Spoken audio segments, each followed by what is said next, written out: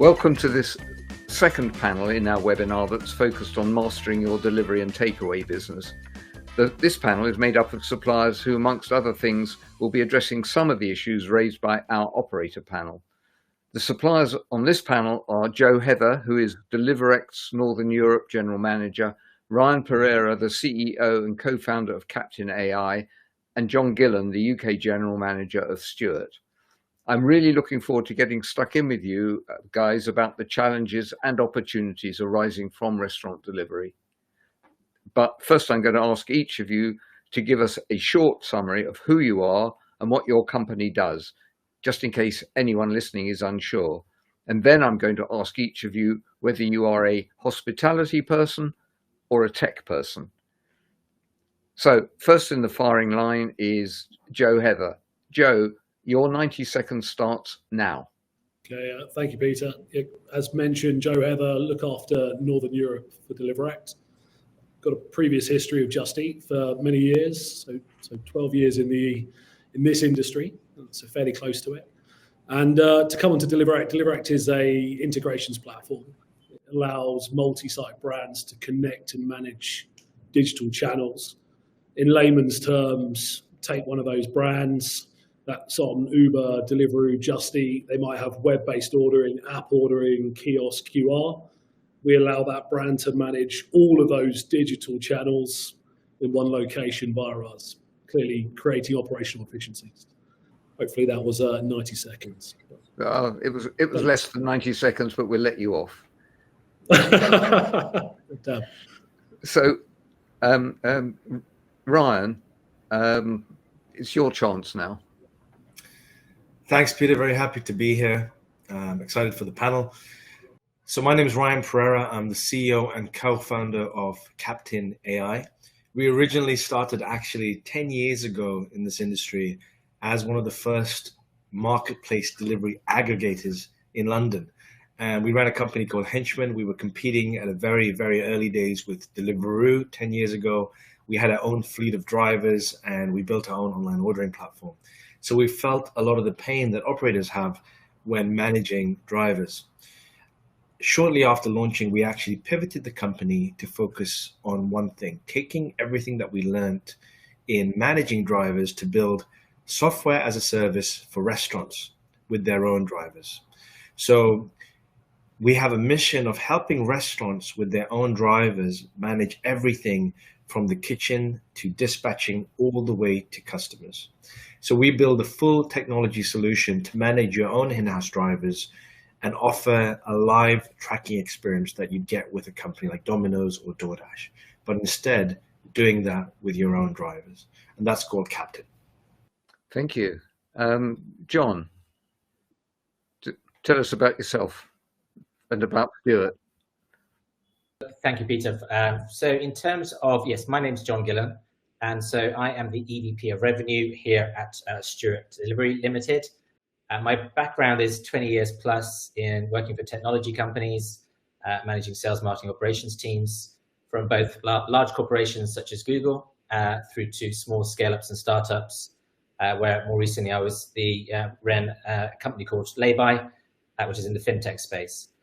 So Stuart, in terms of as the EVP revenue at Stuart, and Stuart is Europe's largest leading B2B last mile logistics platform. So what our purpose is we connect businesses to a fleet of independent couriers. And there we provide them with reliable and sustainable on-demand delivery solutions. Everything including from same day to next day to our client base. In terms of what I'm responsible for overseeing our diversification and growth strategy across food, grocery and retail. I'm sort of super happy to be here.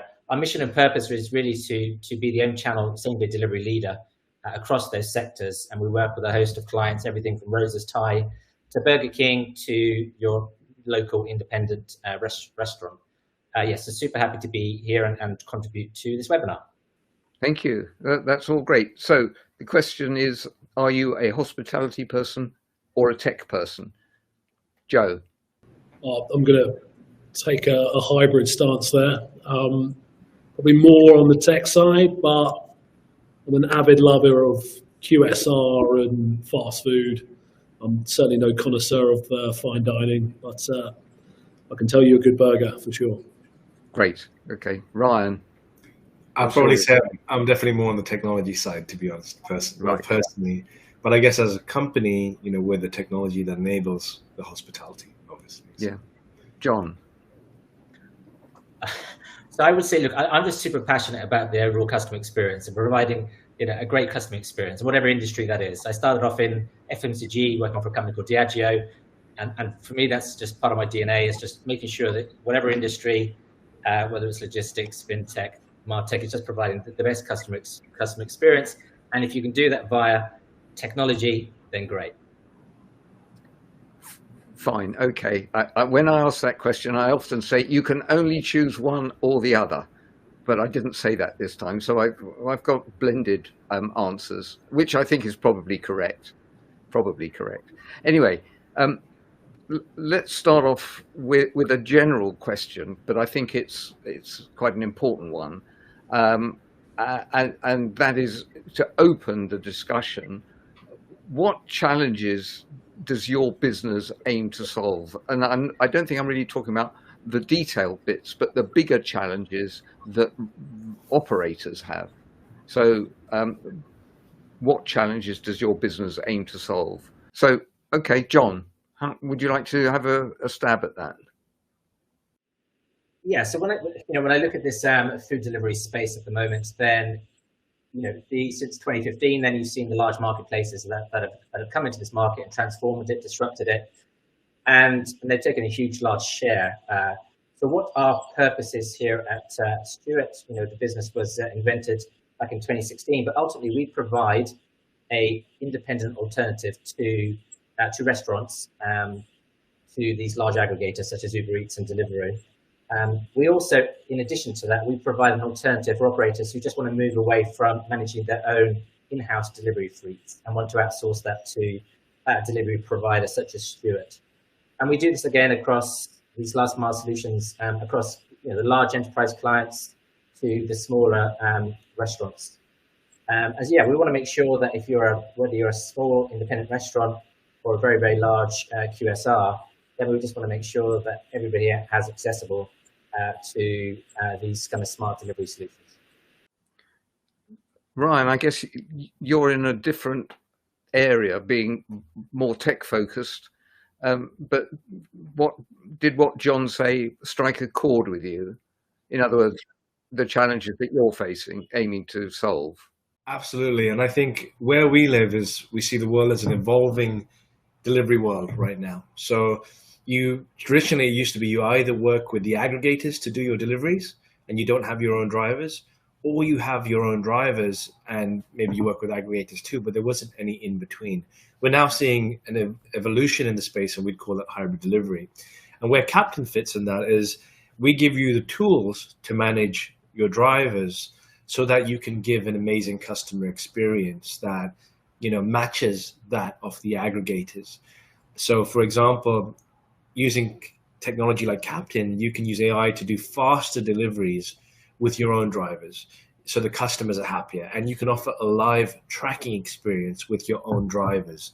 So customers get a tracking experience similar to that if they had ordered through an aggregator. So we enable brands to use in-house delivery teams to perform deliveries and try and match customer experience or own that delivery customer experience in-house. And I think where it gets interesting with companies like Stuart is that we can offer something called hybrid delivery. So there's so much labor cost pressure these days, which is another challenge facing operators. It could be hard to have your own driver fleet and fully man them hour to hour.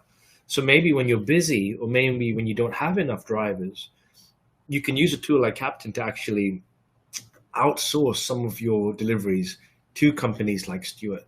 So you could take your orders from your online ordering platform and deliver them using your own drivers. But when you're busy, you could lean on a company like Stuart to help you. And I think that's where we're seeing the space evolve. You don't either have to have drivers or not. You can take orders now in a first party way through your own online ordering and lean on a platform like Stuart to deliver. And why businesses are doing that is there are different commission structures, pay structures, taking more ownership of that delivery. So I think it's an exciting and evolving space in terms of how do you fulfill that delivery to your customers. Joe, what's your take on this? Yeah, I think that feeds in quite nicely. We sit definitely as a middleman in this space, and I would say we help the omni-channel that lives today hopefully thrive. So you're not going to be able to get away from the big aggregators. Marketing powerhouses. They've captured so many customers successfully. They've created nice product, but of course, that's 3 potential channels in the UK, maybe 4 with Food Hub. We can also support the direct-to-consumer approach, as just talked about here from John and Ryan. So direct web, direct app, it could be kiosk, it could be QR code, and you need to find a way to manage that within your operation as efficiently as possible. Clearly, that takes some consolidation, that takes good streamlined integrations, and I suppose that's where we sit. We embed it all together and allow the operators centrally and in store to manage that best possible, so it doesn't create revenue leakage inside larger operations for sure. And again, our business tags into like the likes of Stuart and to other third-party delivery companies, so it's almost an end-to-end. We take the channels, we integrate them and link them in, and then we also disperse those orders back out to third parties if it was a direct-to-consumer. One of the issues that operators raise is about dealing with the customer, having transparency, controlling, not necessarily controlling, but having a relationship with the customer. Is that something that you consider huge for your business anyway, hugely important? Or is it something that sits in the background? I don't know, Ryan, do you want to have a go at answering that? Yeah, I think for us, that's probably one of the primary reasons we exist is, there are businesses that can rely on aggregators and give away that experience, but there are some businesses which are high volume delivery companies or delivery restaurants where they can't rely on the aggregators completely, either to bring in enough demand for them or to completely sustain their business on aggregators because of the unit economics.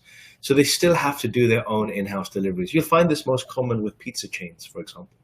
They've always been doing delivery, and it doesn't work for them to rely on aggregators to bring in all the demand or do their delivery. So they still have to do their own in-house deliveries. And what I could share is we still, from our conversations with operators still want to own that brand experience.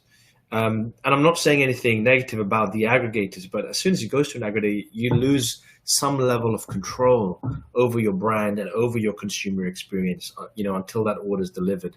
So we do find many operators that want to own the end-to-end experience from, the moment that order is placed, the customer's visibility into the preparation and tracking of that order, and ultimately how that order is fulfilled.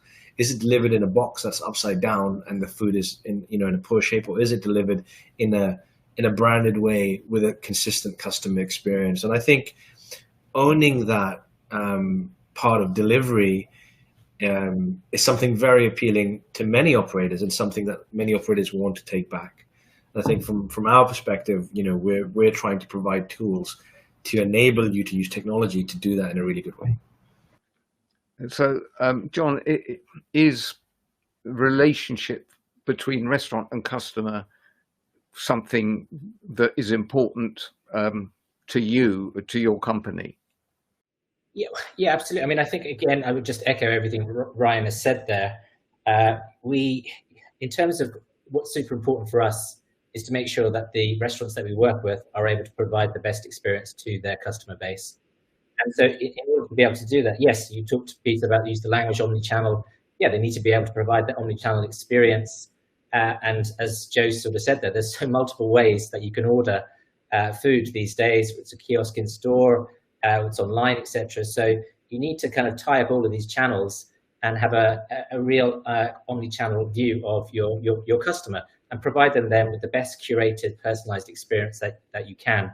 The challenge you have at the moment that restaurants are facing is that if 30% plus of their orders, online orders, or sometimes total orders are kind of going through a marketplace, then you're totally disintermediated from that customer experience, and you don't have that data to understand that customer journey. So that is I do see that as a massive challenge and issue for restaurants, both large and small, today. So yes, I think that's where we are super passionate about making sure that we provide an alternative to these restaurant partners where they can drive their own channel experience and drive that share. And I would argue, if you're not at sort of 20% of your online business, or 10 to 20% of your online business is through your own channel, then I would say, I would encourage the restaurateurs to invest into that space.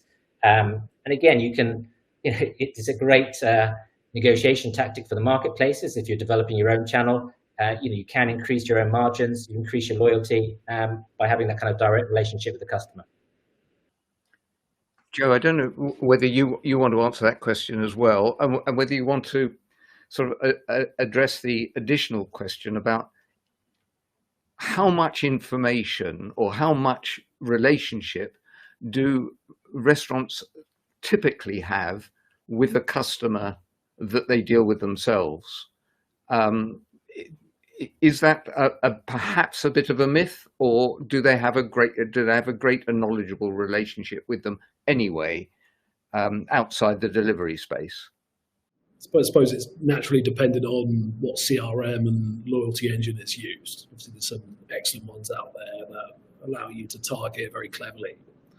I think we're entering a really nice window for direct consumer ordering to make a little revival in regards to market share. You've got all the big channels who are now trying to drive profitability. So I'm sure all consumers who shop from those channels are feeling the delivery fees and the service charges and those premium service charges start to be added towards the basket, which means the economics for direct to consumer can start to improve. You can offset a £5 delivery charge, and actually it can be fairly competitive next to the channels. And that's not to say not to be on the channels, it's to say complementary side by side, and then you reap all the benefits from that. You get the customer, you get the details, you get the mobile number, the email address, you can retarget. Clearly you need to spend a little in terms to fill that CRM up, but what would you spend for the data of all your customers say? I'm sure people would spend a pretty penny. So it's a nice opportunity to start learning who your customers are, maybe transferring some of them. How long can you keep them there for? Because of course you have to put quite lucrative discounts into place, but it gives you that opportunity at least to store up that CRM, work your loyalty, and keep that customer frequency in another manner. That's interesting. I mean, you mentioned the economics, and a figure that gets quoted all over the place is 30% or even 35% commission. And to be fair, I think the aggregators provide a service. It's just that 30 or 35% is a lot of money for a low margin business like a restaurant to forego. So clearly, the restaurants have to sort of balance the expenditure of a 30% or whatever it is commission against the additional benefits that they get through the additional order, the ability to actually deliver the product anyway. So there are trade-offs, and I wonder, Ryan, whether that's something that you want to comment on. Sure. I think fair play to the aggregators. They are charging 30%, but that covers their marketing costs. It covers the cost of the driver and payment processing. But if you look at what traditionally, when restaurants do delivery, they've often offered it as a free service to their customers or charged a small flat delivery fee. And restaurants have never really made money on the delivery fee aspect. So this is a new cost to restaurants, where previously, there wasn't this level of cost on a per order basis. And I think the key unit economics here is whether you can make in-house delivery profitable versus relying on an aggregator? Can you do it cheaper than that 30% if you do it through your own channel? And I think what we've learned is there are a couple of factors that determine this. Number one, I would say, is scale.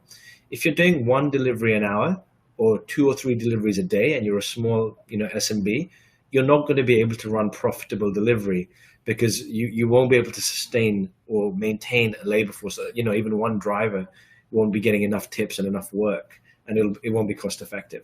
But if you're doing high enough volume delivery and you can make smart decisions about scheduling those drivers and optimizing how many deliveries they do per hour, number of deliveries per hour being the magic number, if you're able to do that, you can run delivery at a lower cost per delivery and actually be profitable on those orders versus giving away a 30% margin.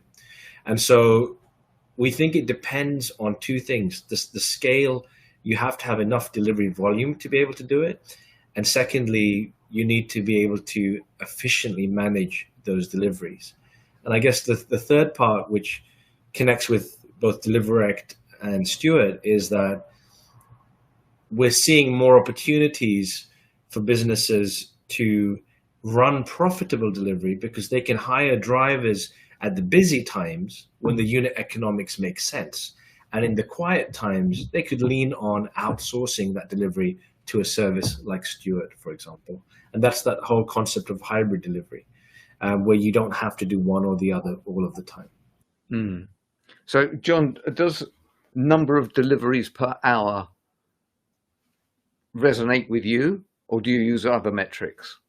Well, I suppose to Ryan's point, in terms of number of deliveries per hour, it is I suppose, in terms of working, what we're seeing, it is a density volume play. Yeah, I suppose in terms of looking at how you can do this profitably, then yes, I mean, you do need that kind of volume and density in order to be able to justify having, I suppose, your in-house fleet. But we work with a number of partners who there's an element of just the convenience to it. So in terms of working with the marketplaces, then yes, suddenly you're paying 30-35% of your already slim margins are paid out to a marketplace. Now then you're actually, in terms of refunds and returns, then you're having to pay for that on top of that as well.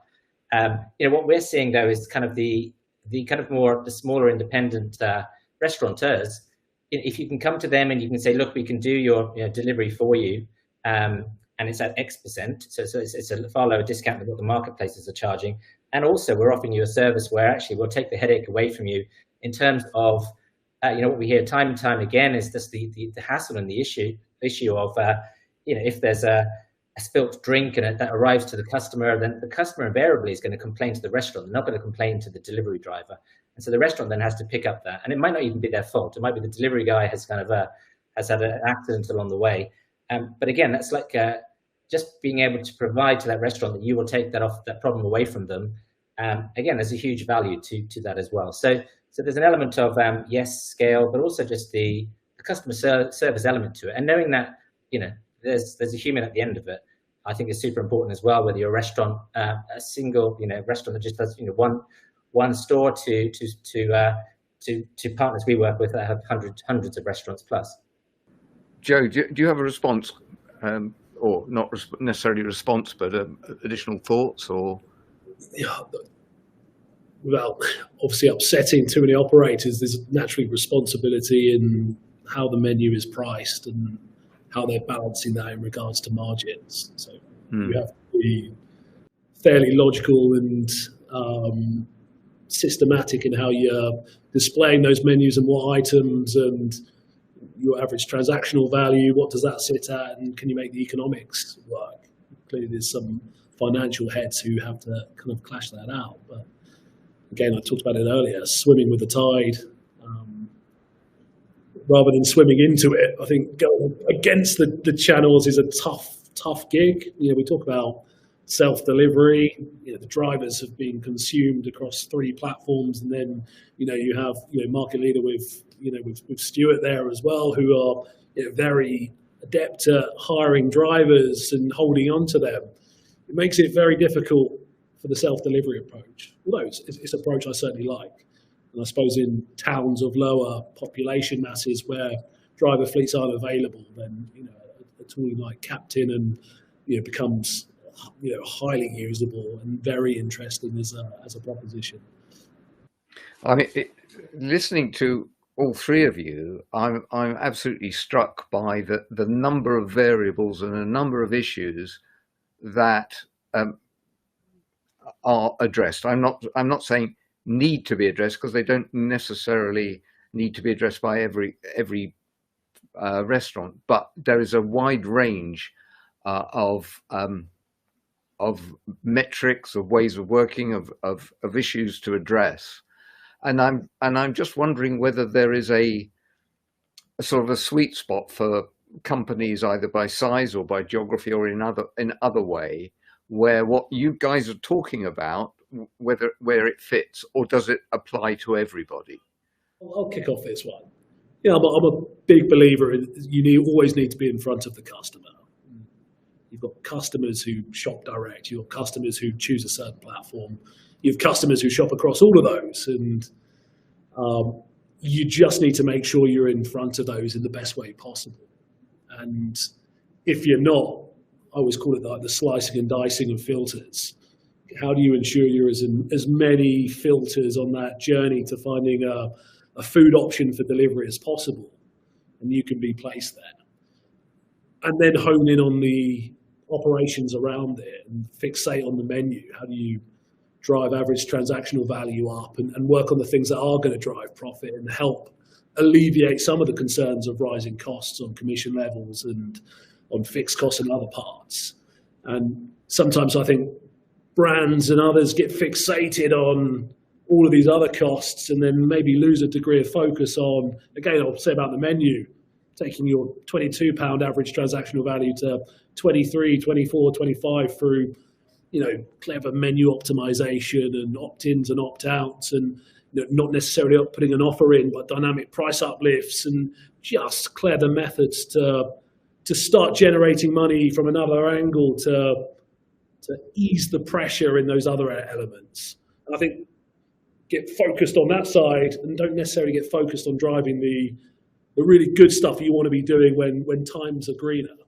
So, Ryan, I don't know if you want to comment on that, but I also want to change the subject or the focus a tiny bit, because I'm looking at the map on your shoulder, and it doesn't look as though it's from a British town. Why not?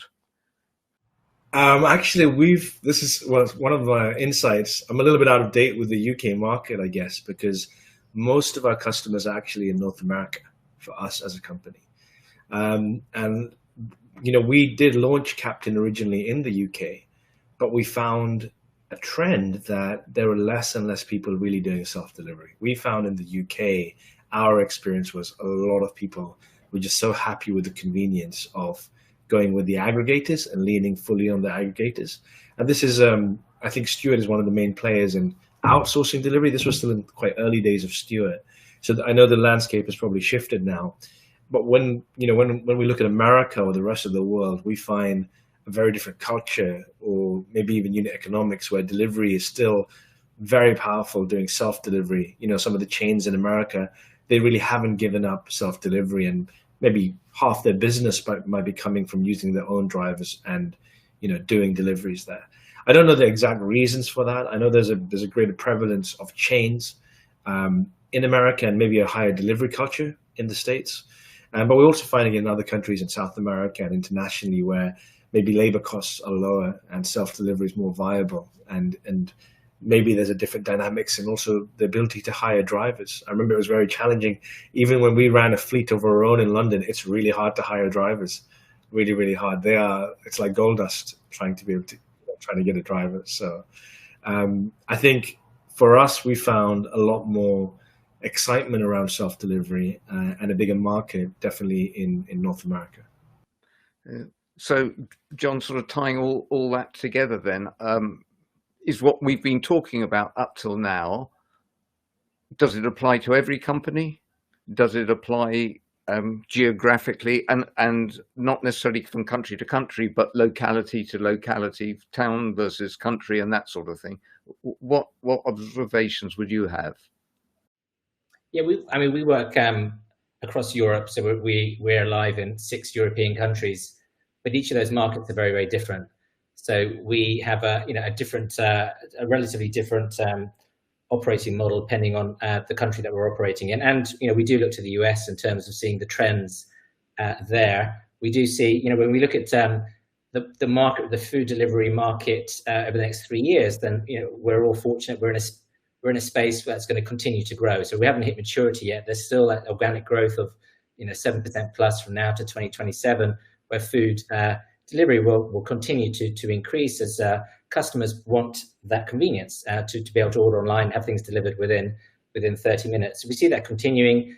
We do look to the US to see the trends there. We think that market is probably the most advanced in terms of own channel there. As Ryan said, those players are kind of are happy to use their own channel, their own delivery drivers. But I think the landscape's going to change. I think if you look fast forward over the next few years, in particular in the UK, if we just come back to the UK as a whole, then what we're hearing, we're speaking to various different partners, then it's challenging times. You're seeing inflation, you're seeing wages increase, potentially the political landscape's likely to change as well. So I think more and more the way I see this evolving will be restaurateurs will look to outsource more of the kind of delivery to players like Stuart and working then with partners like Deliverect and using smart technology like Captain AI. So I do think from a delivery perspective, we're in this world where you've kind of gone from e-commerce to L-commerce, and that's where you can now differentiate in the marketplace. And I think players will outsource that more and more, and that will only be fueled by AI, and so which is is totally transforming and disrupting the whole delivery market. And I think you'll see that next 3 to 5 years that will get companies to rethink their whole logistics delivery operations. That's great, because that's a great introduction to my next question, which is, what is the future of delivery? So you've given a fantastic answer already, but I wonder whether, Joe, you've got things to add to that.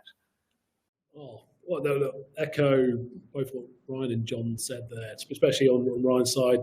Like, obviously, big market space out there. Ryan and I do compete on product type on occasions. I think we're well aware of that. But North America, continental Europe, especially like the German market, self-delivery is prevalent. 80-90% of orders go through a driver managed by the restaurant. And then you go into other markets and totally the other way around. Canada, pretty much purely third parties. So it's different across the board. We're in 42 markets and we see lots of variations. One thing we do see is like a commonality is when direct to consumer comes in, I always think of this 5% marker. It always seems to be like, we work with lots of brands globally, from mid-market brands to the global powerhouses like your Yums and RBIs. And whenever I look at like the D2C piece, it always seems to be trickling around 5% of revenues. It's like, how does that start to get a little bit of an uptick, or what does that look like in the future? And your next question, which you asked, it's probably the one that everyone's asking. Where does delivery go? Every customer I speak to have been tasked by the board to reduce costs around delivery because it's not a profitable sector or a piece for their business. And of course, they come looking at us, the suppliers in that frame, and how do they reduce their costs? Obviously, we have to then justify how we secure and grow revenues within that. And it's a difficult space. It's a question I'm going to certainly struggle to answer. You can see the battles between the aggregators going to continue to keep happening. Brands will try and drive their direct consumer, and they're going to spend a lot of money on marketing to attract those customers. And then when they stop the money, those customers, I think, in my opinion, will dovetail back to the aggregators, because we as humans love to shop from impulse and choice. We love to go to, insurance. We buy any cars and money supermarkets and the Ubers, the Just Eats, the Deliveroos, the Rightmoves, the Zoopers. The list goes on, and we all use them. It just seems that human nature wants to go to an aggregation portal. I always believe that's where it's always going to take us. Yeah, listening to your comment about you're not quite sure where the future is, I think it's probably fair to say and if I did, I wouldn't be telling you. So, I think that's fair. But Ryan, do you want to give some indication of what you think the parameters of change might be? Yeah, well, actually, I think I'll give a different perspective, maybe a bit more of a futurist perspective. And I'd say there are two things that I think are going to completely change the space. I really enjoy thinking about the future and where this could go. And if you look at the bigger picture, I think one, generative AI. I think where I think that'll change the space the most is I think voice AI will be almost indistinguishable from a human in about 5 years. So I think a huge amount of orders could be taken through different channels, lowering labor costs for restaurants, pushing them maybe more back towards first-party channels. This could affect the aggregators too. So I think generative AI is going to have many roles in the future of ordering for restaurants. And I think the other thing that I think even more relevant to delivery is it was supposed to have already happened by now, but it hasn't. Self-driving cars, drones, I think 10 years ago, we thought we'd be living in that world today. It hasn't happened yet, but I do believe in the next 10 years, it can still happen. And what does the world look like when you've got self-driving electric small vehicles doing pizza deliveries, or drones, which is happening in America? They're doing trials right now. DoorDash is doing a trial, I think, with Wendy's and drone delivery. So what does that happen when that becomes a reality? Well, the cost of delivery will start tending towards zero. So delivery starts becoming a commodity. When you get a proliferation of electric vehicles, let's say it's your own Tesla, and you don't mind lending your Tesla into the marketplace, everybody becomes a steward, or everybody becomes a DoorDash driver, everybody's vehicle can be a driver. So the cost of delivery for these unused assets will tend towards zero.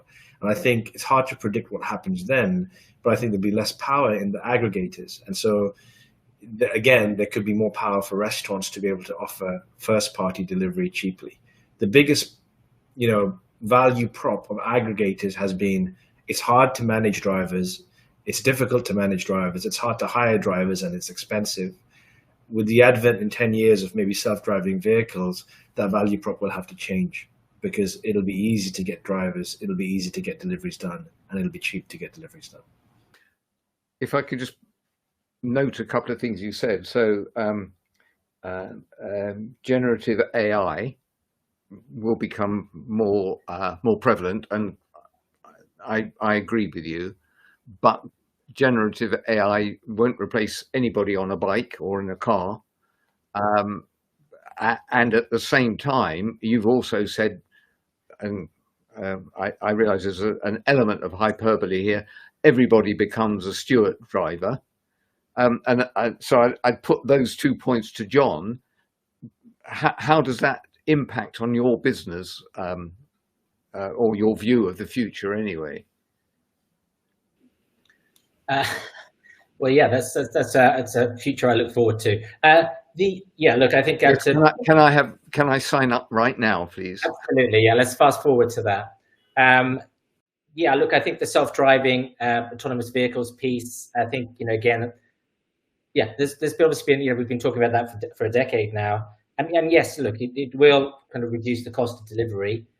I think I'm always cautious, right? Because any technology shift, we kind of get excited by it. And now we're in the kind of AI revolution. And I think I always go back to a quote by Ray Amara, and Amara's principle, I think it's known as now. But we do tend to overestimate the effect of technology in the short term, and then underestimate its impact in the long term. So, we are in this massive big technology shift with AI. And so, I think it will take a bit more time before it does really truly transform logistics. But when it does, I think, it will totally underestimate the impact it will have. So I do think, in terms of self-driving, Gen AI, voice, etc., voice AI, then that will transform things. And I think Ryan's mentioned it time and time again here that the cost of running and running a sort of a fleet of drivers, then that will increase, and therefore, at Stuart, we have a scalable platform. So we, depending on the demand,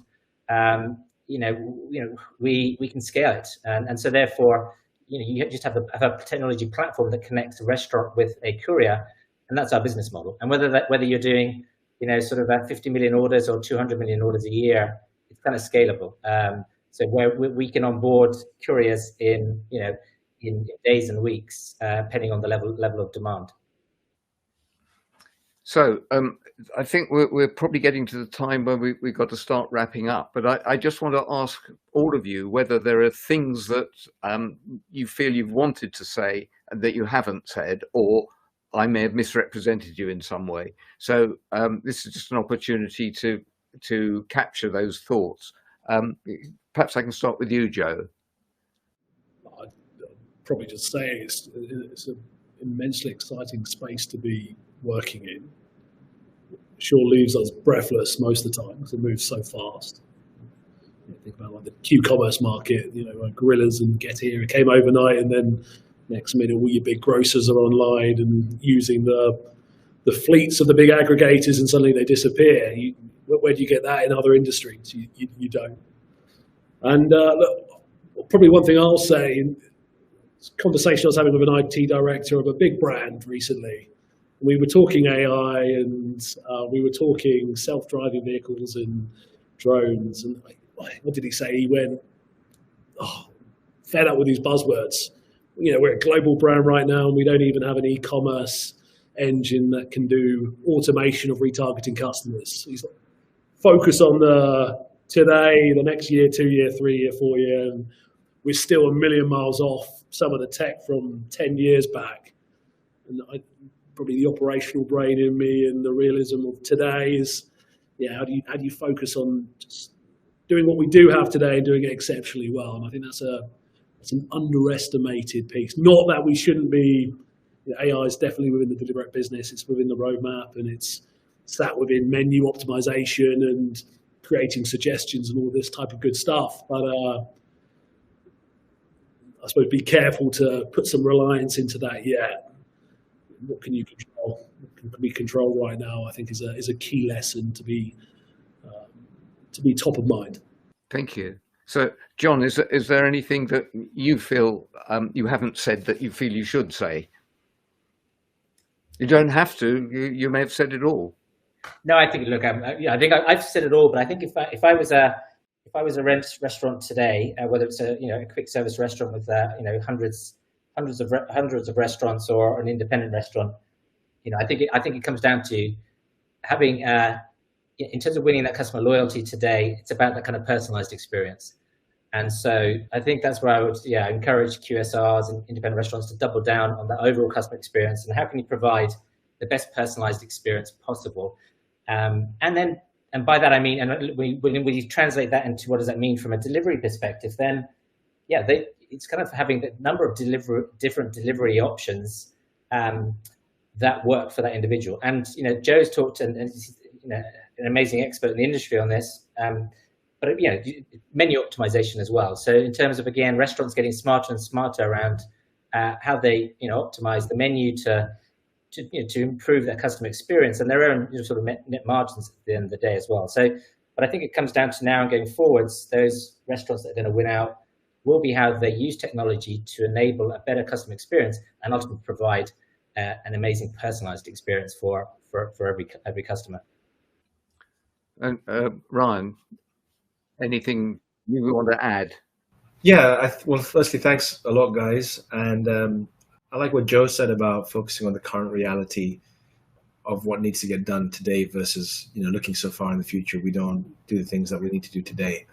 And I think we do live in a world where self-delivery is evolving, between using your own driver, other drivers. There's more complexity, but there's also more tools out there. And we love working with chains to, try and solve these problems and figure out how to use the technology to do delivery better. So yeah, I think there's a lot of different ways of achieving self-delivery, and we're always open to brainstorming solutions and ideas with chains. I just wanted to share that. Thank you. Well, that's great. So thank you very much. Some of the key things that I've picked up from what you've all been saying is that we're living in exciting times. because for all the reasons that you've outlined, I won't go over them again. Delivery is still evolving, and it's suitable, and the solutions that we've been talking about are suitable for chains and independents, large and small, across the piece. And there are lots of solutions for many issues and challenges and problems that restaurants face. So exciting times and lots of solutions. I think that, that's quite a helpful and hopeful sign of the future. So really, I think that brings us to the end. So I'd like to extend a big thank you to our three panelists. That's Joe Heather from Deliverect, Ryan Pereira from Captain AI, and John Gillen from Stuart. And that brings to an end this webinar from Food on Demand International in partnership with the Delivery World. We hope you've enjoyed hearing from our two fabulous panels and that you found a great way to get a deeper understanding of restaurant delivery, how it works, and how you can make it even better for you and your customers. If you have questions or you'd like to learn more about the topics presented today, please contact me, Peter Bachmann, by email, via LinkedIn, on WhatsApp, whatever suits you best. My details are on the screen, and I look forward to having a great conversation with you. Thank you very much.